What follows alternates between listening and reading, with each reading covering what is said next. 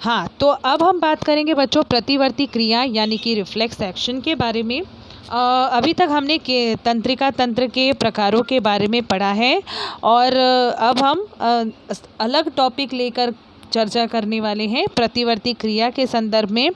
तो यहाँ पर देखिए आपको उदाहरण के द्वारा भी ये प्रतिवर्ती क्रिया समझाई गई है। जब आसपास में कोई आपकी घटना होती है और आप उसे अनैच्छिक रूप से क्षण मात्र में उसके लिए प्रतिक्रिया दे देते हैं।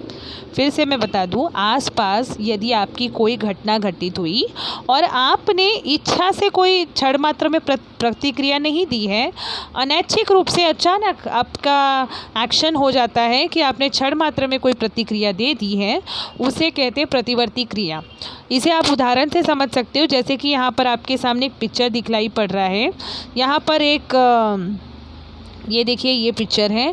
यहाँ पर एक इंसान का हाथ दिखाई दे रहा है और उसकी जो उंगली है वो कहाँ पर है, अग्नि के पास है, यानी कि आग में छूती हुई दिखलाई दे रही है। और ऐसे में रिफ्लेक्स एक्शन क्या होता है, रिफ्लेक्स एक्शन ये होता है कि वो जल्दी से बिना मस्तिष्क लगाए, बिना मस्तिष्क के इस्तेमाल के नियंत्रण और समन्वय किस तरह से स्थापित होता है, यहाँ पर तुरंत हाथ जो है वो इंसान वहाँ से क्या कर रहा है, हटा दे रहा है। ठीक है, और इससे ये जो प्रतिक्रिया हो रही है ये बहुत ही क्षण मात्र में होती है और ये एकदम ऐसा नहीं है कि इसमें आपकी इच्छा का होना आवश्यक है। ये एकदम अनैच्छिक रूप से क्षण मात्र में यानी पल भर में ये प्रतिक्रिया उत्पन्न हो जाती है।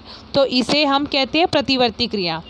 ऐसे भी कह सकते हैं कि किसी एक मित्र ने पीछे से दूसरे मित्र को सुई चुभाई, तो सुई चुभाने पर क्या होता है कि तुरंत जो आगे जो मित्र बैठा है जिसको सुई चुभाई जा रही है वो झटके से क्या करेगा, वो झटके से सुई से अपोजिट दूरी की तरफ मूव कर जाएगा।